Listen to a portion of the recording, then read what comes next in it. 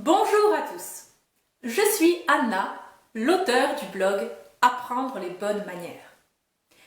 Dans cette vidéo, nous allons parler de l'étiquette relative aux jeux de société.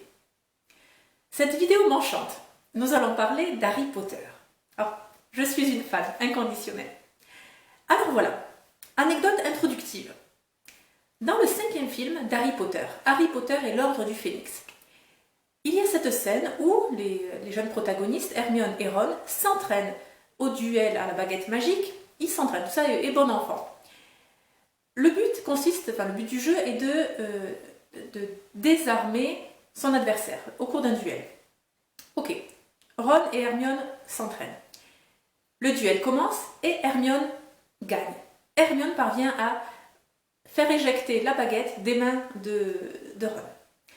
Et donc Ron, tout penaud de cette fée comme ça, humiliée publiquement par une fille, va rejoindre ses frères, les jumeaux Weasley, et il leur dit, avec c'est sa petite mimique adorable, I let her win. Good manners, isn't it? J'ignore quelle est la traduction dans le film français, mais ça doit être plus ou moins la même chose.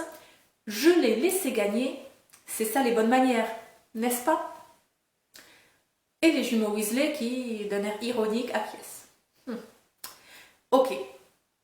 Alors nous, que devons-nous faire de cela? Nous savons tous que lorsqu'en tant qu'adultes nous jouons avec des enfants à un jeu de société, nous nous débrouillons pour que les enfants gagnent. Voilà, ça a des vertus davantage pédagogiques que... Voilà, pédagogiques. Pédagogique que machiavélique, j'allais dire. Non, c'est de la pédagogie, on laisse gagner les enfants, au moins une fois. Ok. Nous savons aussi que lorsque nous recevons en tant qu'enfants nos petits copains et nos petites copines à jouer, nous devons les laisser gagner.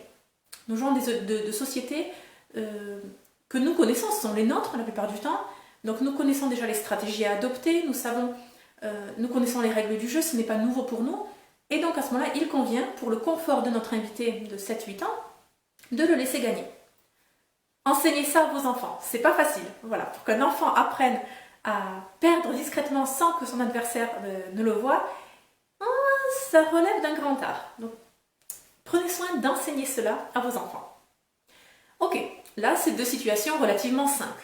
Mais maintenant, dans le cas de Ron et Hermione, nous sommes déjà à l'adolescence. Est-ce que ces règles s'appliquent encore? Devons-nous laisser gagner les filles? Et à l'âge adulte, devons-nous laisser gagner les femmes ou les invités?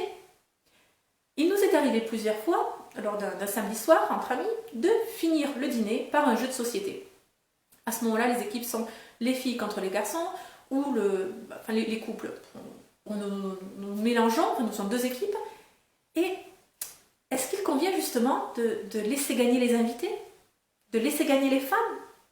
Qu'en est-il? Quand est-ce que cette règle de savoir-vivre prend fin? Est-ce qu'elle prend fin réellement?